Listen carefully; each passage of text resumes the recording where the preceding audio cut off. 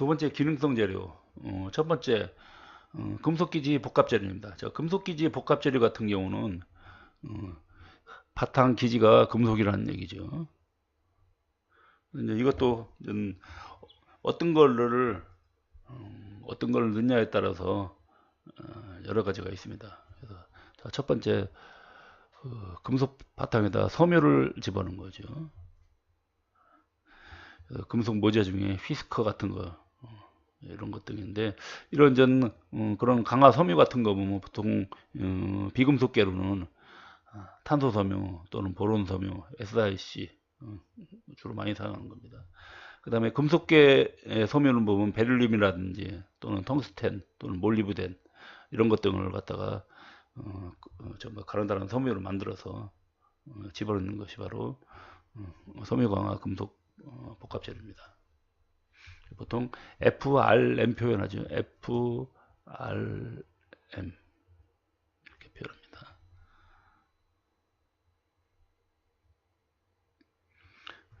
그 다음에 두 번째 분산 강화 금속 복합재료입니다. 얘하고 틀린 점이 얘는 이런 것 등을 이렇게 뭐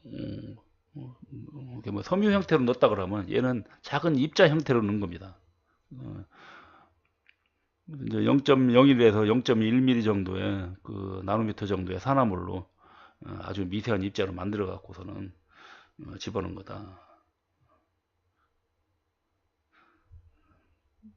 자, 그러면 해서 뭐 보통 보면은 고온 강도라든지 그래서 고온 크리프 특성 같은 것이 상당히 우수하다는 거죠.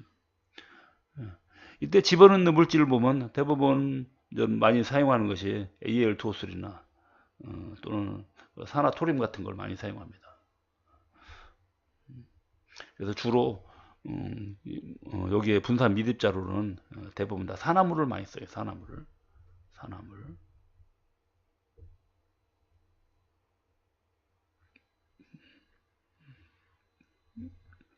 자, 그럼 산화물을 많이 쓰는 이유는 뭐냐면 이 산화물이 이미 산소와 결합됐기 때문에 그 화학적으로 안정적이다. 그 다음에 용융점도 상당히 높다. 그리고 다른 기지에 고용하지 않는다는 거죠.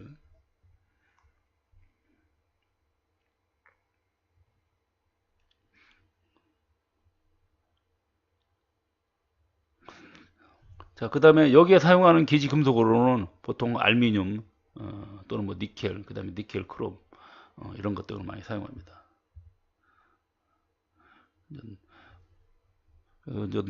보통 많이 사용하는 분산강화 복합재를 보면 이런 형태가 두 가지가 있는데요. SAP가 있고 그 다음에 TDNI 재료가 있습니다.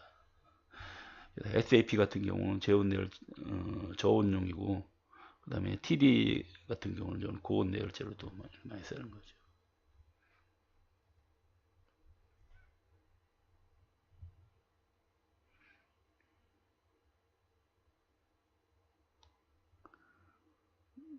자, 그 다음에 입자 강화 금속 복합 재료. 자, 여기에 있는 거하고는 조금 틀립니다. 여기에 있는 분산 강화 같은 경우는 아까 크기가 0.1에서 0.01에서 0.1 나노미터라고 있거든요. 근데 얘는 그것이 아니라 1 내지 5 나노미터. 그러니까 조금 비교적 얘보다 훨씬 더 큰 거죠. 그런 입자를 집어넣는 거다.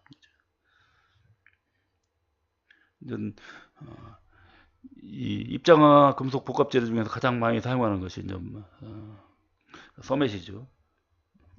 서멧 같은 경우는 텅스텐 카바이드, 그 다음에 뭐 티타늄 카바이드 같은 거 또는 SiC 같은 거를 같이 집어넣고 그리고 그 기지를 코발트로 해갖고 코발트로 해서 소결하는 거다. 그리고 얘네들의 사용하는 또 대부분 입자는 얘네들의 입자는 대부분 아까 여기에 이쪽에는 산화물을 많이 쓴다고 했거든요. 근데 이쪽에 사용하는 것들은 대부분 탄화물 계열입니다. 탄화물.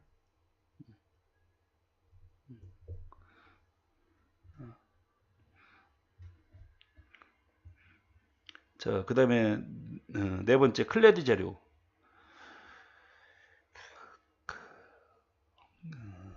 자, 클레드 재료 같은 경우는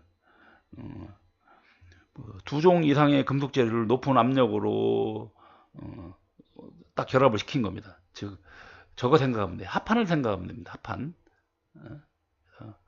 합판처럼 두 종 이상의 금속을 갖다 붙여놓은 거다. 자, 그렇기 때문에 두 종 이상의 금속이기 때문에 단일 금속으로 가질 수 없는 각종 특성을 지닌 재료를 만들 수 있다는 거죠. 예를 들어서 뭐 니켈합금과 스테인리스강, 거기에다 저탄소강을 이렇게 붙였다 그래요. 그러면 요 니켈합금이나 스테인리스강 특징 갖고 있고, 그 다음에 탄소강의 특징을 갖고 있는 거. 자, 이거 제조 방법 크게 네 가지가 있습니다. 폭발 압착법이 있고, 그 다음에 압연법이 있고, 그 다음에 확산 결합법, 그 다음에 단조법, 압출법, 한 5가지 방법이 있네요.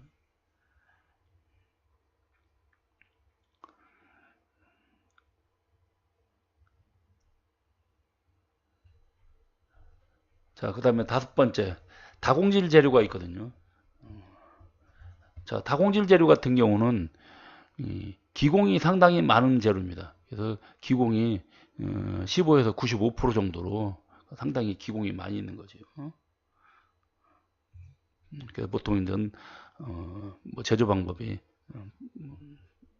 발포법으로 하는 거죠. 여기도 보면 발포법, 압분 성형체 발포법을 해서 그렇게 해서 기공을 많이 만들어내는 거다. 기공이 많이 있으면 아무래도 충격 흡수가 상당히 좋고, 그 다음에 가공성도 비교적 상당히 좋죠. 그래서 얘네들은 보통 단열성이라든지 흡음성 그런 데 재료에 많이 사용하는 거다. 그래서 이제 앞으로 그 경량 자동차나 또는 뭐 충격 흡수 재료, 그 다음에 각종 건축 재료에 많이 사용될 수 있는 것이 다공질 재료라 보면 되는 거죠. 그리고 현재 저기 그 다공질 재료에 사용하는 거 보면 이런 것도 있죠. 뭐 보통 첫 번째 오일리스 베어링. 그러면 요런 그 다공성이기 때문에 그런 공간으로 오일을 갖고 있다가 그 다음에 자기 구비가 가능한 상태가 되는 거죠. 그래서 이제 별도의 오일을 많이 필요하지 않는 베어링이 바로 오일리스 베어링이다. 그 다음에 다공질 각종 금속 필터 같은 거, 뭐 기공이 많기 때문에 여과성이 상당히 좋지요.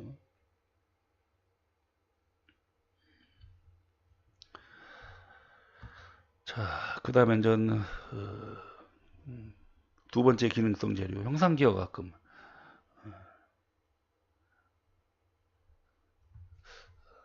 자, 형상기억가끔 같은 경우는 저는 온도에 따라서 온도에 의해서 그 소성 변형을 했어도 다시 그 원래 상태로 돌아가는 걸 보고 형상기억가끔 그렇게 표현하죠. 그래서 이렇게 소성 변형이 일어나도 가열하면은 그 변형이 소실되는 기능, 즉 변형이 소실된다, 즉 원래 상태로 돌아온다는 거죠. 원형으로 원래 상태로 회복되는 거죠. 원래 상태로 회복되는 기능, 그것이 이제 형상기억가끔이다. 보통 그래서 그 탄성 회복량이 매우 큰 그런 뭐 초탄성 효과 또는 뭐 이탄성 효과라고 하죠. 그 다음에 또 진동 흡수능이 또 상당히 좋습니다.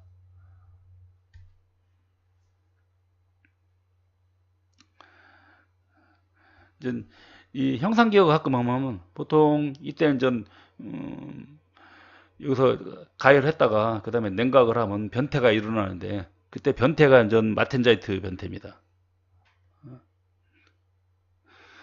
근데 이 마텐자이트 변태라고 해갖고 이걸 잘 알아두셔야 돼요. 강을 담금질했을 때 생성되는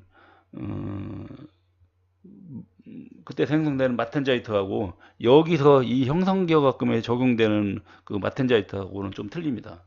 그래서 이 형상기억금에 적용되는 걸 보고 이렇게 표현합니다. 열탄성형 마텐자이트 이렇게 표현합니다. 그럼 결국은 형상기억가끔에는 그 반드시 마텐자이트 변태가 일어나는 것이고, 뭐 예를 들어서 마텐자이트가 변태가 일어난다고 해서 모두 형상기억가끔은 아닌 거죠. 그래서 이런 형상기억가끔은 인공위성 안테나 같은데 그 다음에 로봇 관절 같은 경우, 뭐 각종 온도 조절기 이런 데 사용하는 겁니다. 자, 여기 이제 요거 하나 볼까요? 초탄성. 초탄성 같은 경우도 그 아주 탄성이 높은 겁니다. 그래서 그 하중을 제거해도 그 원래 상태로 돌아가는 현상인데, 이것도 역시 마텐자이트 변태에 의해서 일어나는 건데요. 이제 이 초탄성 의미를 조금 더 이렇게 설명을 하면요, 이런 형태죠. 예를 들어서 우리가 인장 시험을 하면 탄성 변형 다음에 이렇게 소성 변형으로 가는데요. 이제 이렇게 반드시 가는 부분이 보통 역가지를 탄성이라고 하고 역가지를 소성형이라고 하는데, 이것이 이렇게 소성에 갔었어도 하중을 제거를 하면 도로 원래대로 이렇게 돌아오는 거, 이걸 보고 초탄성이라고 합니다. 자, 이 형상기억가끔에 여기서 이제 하나 더, 형상기억가끔에 이제 많이 사용하는 금속이 있는데요. 니티놀이라고 있습니다. 니티놀, 니켈하고 니켈과 티타늄이 니켈과 티타늄 합금입니다. 니켈 티타늄 합금인데, 전 니켈과 티타늄이 50대 50으로 들어가 있습니다. 5대 5로 5대 5는 합금이 있고, 그 다음에 알루미늄 구리 뭐 아연 합금이라든지 알루미늄 구리 마그네슘 합금, 이런 계열에서도 역시 그 형상기억 효과가 나타납니다. 요거는 아주 잘 알아두세요. 시험에도 아주 자주 잘 나오는 겁니다. 자, 그 다음에 세 번째, 재진합금. 재진이다 그러면 진동을 제거하는 거거든요. 진동을 제거하는데, 보면 고체 음이나 고체 진동에 되는 경우 그런 음원, 뭐 진동원 같은 거를, 이런 것 등을, 그런 진동 에너지를 열 에너지로 변화시켜 갖고서는 각종 공진, 진폭, 진동을 감소시키는 재료다. 그래서 얘는 또 분류를 하면 또 몇 가지가 있죠. 방진 재료가 있는데, 방진 재료는 진동을 이제 방지해 주는 걸 방진 재료라는 거고, 흡음 재료 같은 경우는 그 소리를 흡수하는 거죠. 그래서 이제 공기압의 진동을 연료 에너지를 흡수해 갖고서는 그 진동을 흡수하는 재료가 흡음 재료고, 그다음에 차음 재료는, 그 차음 재료 같은 경우는 그런 저 공기에 의한 저 뭐 진동파를 이제 차단하는 거. 약간의 틀립니다. 그래서 방진 재료 같은 경우는 아예 그 진동을 이렇게 뭐 진동 자체를 적게 해주는 거고, 흡음 재료는 그런 진동을 흡수해 주는 거고, 차음 재료는 그거를 막아주는 거고, 그렇게 표현하면 되겠습니다.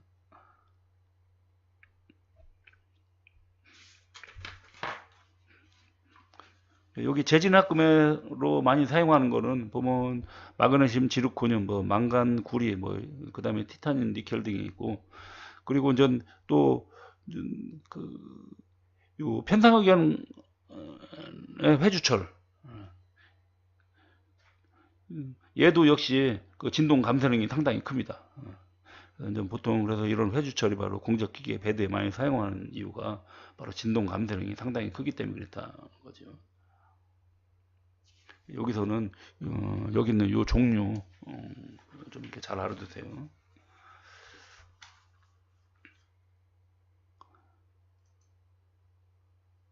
자, 그 다음에 네 번째 합금, 비정질 합금이 있습니다.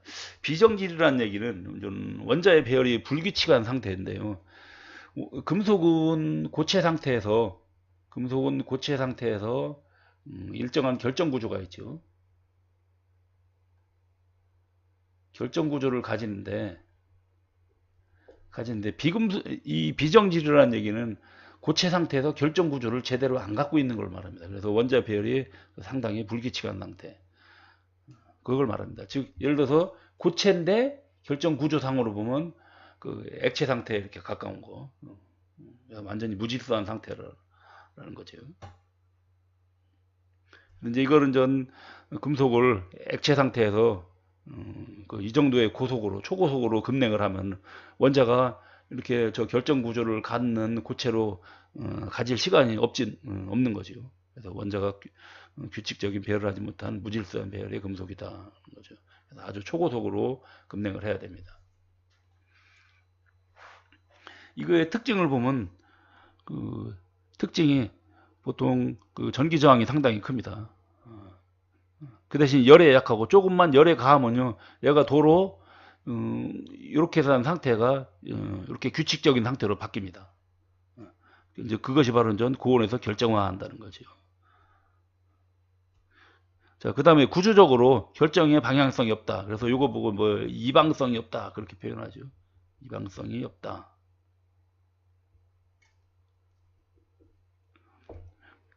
일반적으로 금속 같은 경우는 결정의 방향이 있기 때문에 그런 방향에 따라서 그런 뭐 강도나 각종 특징의 차이가 있는데 얘는 그런 방향성이 없지요. 이렇게 무질서하기 때문에.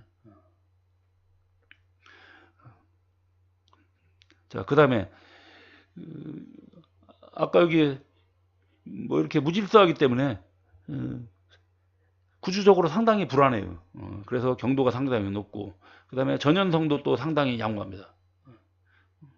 보통 이거를 요 비정질 합금을 완전히 이렇게 뭐 이렇게 얇은 판으로 만든 다음에 이걸 완전히 여기를 이렇게 싹 접었다 놔도 완전히 접었다 놔도 절대 끊어지지 않는 것이 여기 있는 비정질 합금이라고 보면 돼요. 그래서 얘는 전 이런 현상이 나타나지 않아요. 가공경화. 그리고 용접이 불가능하다는 거죠. 용접을 하게 되면은 전 이렇게 됩니다. 결정화가 돼요. 그래서 보통 비정질 합금 만들고 난 다음에 그 비정질이 제대로 됐나 안 됐나 확인할 때는 그 비정질 만들어진 리본을 완전히 180도 접었다 놨다 접었다 놨다 몇 번 그렇게 했을 때 이것이 안 끊어지고 그대로 있으면 비정질이 나왔다 그렇게 보거든요. 자, 요거 제조법. 제조법이 기체 급냉법이 있고 액체 급냉법이 있습니다. 기체 급냉법 같은 경우는 진공 증착법이 있고 스파터링법이 있는데요. 요거는 이렇게 한번 보시면 되고 액체 급냉법이 여러 가지가 있습니다. 그래서 이런 거 이렇게 여기 있는 종류 이렇게 구분하는 것도 문제 잘 나옵니다. 그래서 액체 급냉법 같은 경우는 단놀법, 그 다음에 쌍놀법, 그 다음에 원심 급냉법, 그 다음에 분무법 등이 있습니다. 뭐 예를 들어 단놀법 같은 경우는 이렇게 된 겁니다. 롤 하나 있으면 여기다가 액체 금속을 이렇게 딱 뿌려주면 여기서 쫙 나가는 거죠. 그 다음에 쌍놀법은 이렇게 쌍놀에서 요 사이로 이렇게 액체를 넣어주는 거. 그 다음에 원심 급냉법 같은 경우는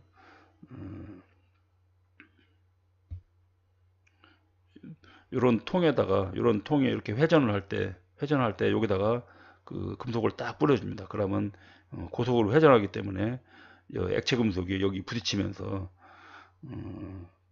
그 급냉이 되고 초급냉이 되는 거. 그 다음에 분무법 같은 경우는 액체 금속이 나올 때 여기다가 물을 갖다가 뿌려주는 겁니다.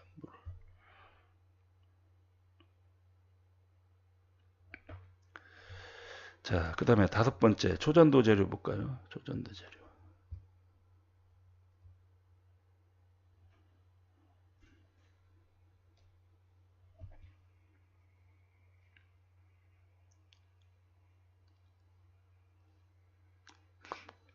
자, 초전도 재료 보면 첫 번째 초전도 현상이라는 거는 이제 어떤 금속이 일정 온도가 되면 갑자기 전기 저항이 0이 됩니다. 대부분의 금속은 전부 다 모든 금속은요. 전기 저항이 모든 물질이 영하 273도가 되면은 273도. 그러면 즉 0도 K지요. 0도 K. 절대 온도로 해서 0도가 되면은 이때 되면 전기 저항이 제로가 됩니다. 이제 그런 현상을 보고 보통 초전도 현상이라고 합니다. 근데 이제 그 금속 같은 경우는 여기에 아까 이 정도에 된다는데 이거는 뭐 좀 더 높은 온도에서도 이런 초전도 효과가 나타나는 거, 그것이 바로 초전도 재료가 되겠습니다.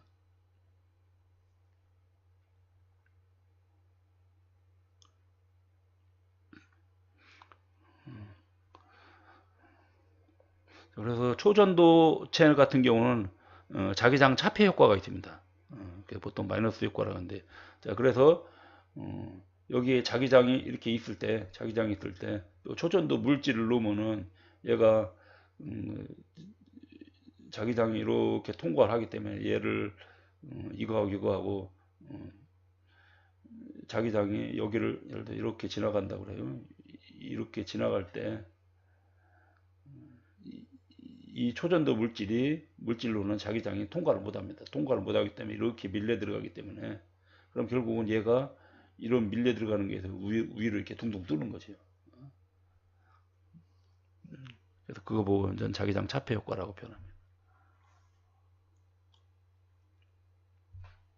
자, 그 다음에 조셉슨 효과도 있습니다. 그래서 두 개의 초전도 물질 사이에서 절연체를 끼워도 역시 마찬가지로 전류가 흐른다는 현상이죠. 왜 그러냐면 전기장이 제로가 되기 때문에. 그래서 전 그 조셉슨 효과하고 자기장 차폐 효과.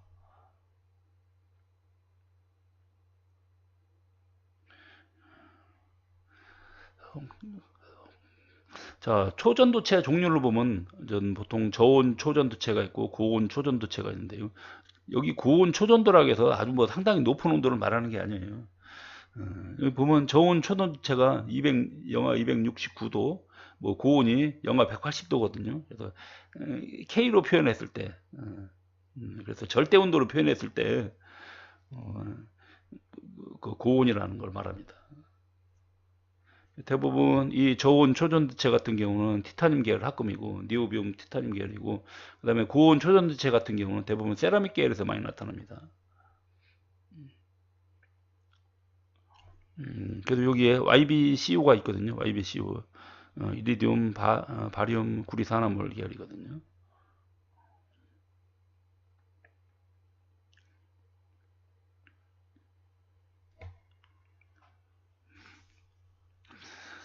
자, 그 다음에 초전도체는 그러면 어디에 응용하느냐? 초전도체가 바로 아까 여기에 그 전기 저항이 거의 제로가 된다고 했죠. 그래서 송전선 같은 데 사용한다는 거죠. 그 다음에 자기부상열차 같은데, 또는 뭐 그 MRI 같은 데 찍을 때 MRI 장치 같은 거, 그런데 이렇게 많이 사용하는 것이 바로 초전도체다. 것이죠.